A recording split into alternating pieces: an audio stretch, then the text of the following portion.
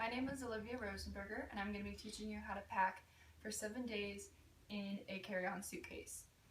I have found that the best way to fold shirts so that they save space is in this cylinder shape. And the way that you do that is you take your t-shirt, you lay it out, and just like regular folding, you would fold the shirt in half. You fold in the sleeves, and then instead of folding it a fourth time, you just roll the t-shirt all of the way down, and there you have this. There you have the folded shirt, and then you can put those in there.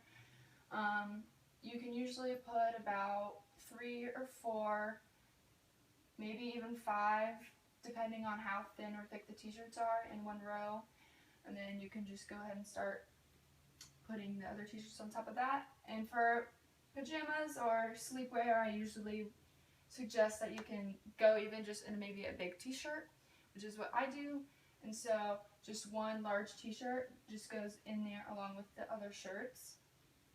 And then depending on whether you have laundry facilities or not, it kind of depends on how many pairs of socks and underwear you take.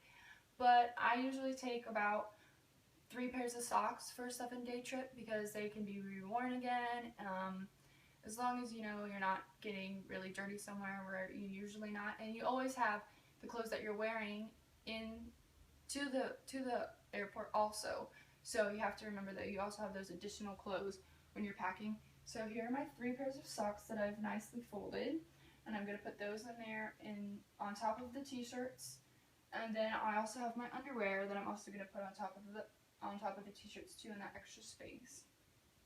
And then for your pants, you're going to want, I usually just fold them really nicely like this and just kind of place them either depending on how big the shoes are I'm going to be packing. I usually just place them in there like this, or sometimes I even fold them in half and just put them in there long ways. And so for a 7-day trip, I usually take 3 pairs of jeans, including the ones that I have on when I go to the airport. Or not including, actually, I would have 4. And then you would take your shoes, and I usually, in order to keep the bottom of your shoes, they're usually really dirty, so you don't want any of your dirty, what's on the bottom of your shoes to be touching your clothes. So I usually kind of put the feet together, kind of like how they would come in the shoebox, and just put those in there along with everything else. And also with your toiletries, you always have to remember that with security and everything, to make sure all of your liquids are organized into one bag, a see-through bag especially. They like to make sure to see the bag so that when you pull it out of your suitcase and you put it in the bin or the tray, that they can see everything that's in there. And then you can put all of your things like your combs, toiletries, deodorant, razors, toothbrush, everything else that isn't a liquid can also go in a bag. I prefer to put it in a see-through bag just in case I might need to take it out or not.